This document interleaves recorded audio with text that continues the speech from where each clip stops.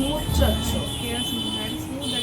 একটা পুরো ড্রাই হয়ে আছে, একটা একটা স্মুথ চাচ্ছ।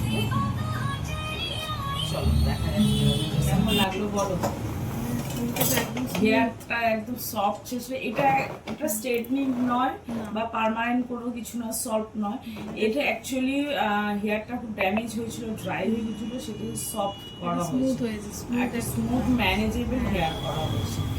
আর আমাদের স্কিনের কার্বন লেজার হয়েছে। তো লেজার নিয়ে কেমন লাগলো বলো?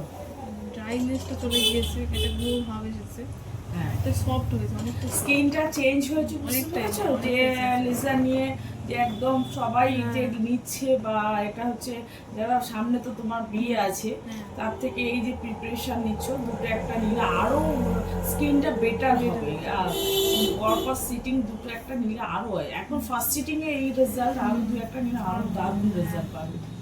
তো থ্যাংক ইউ আমাকে ট্রাস্ট করে এসে কাজ করার জন্য।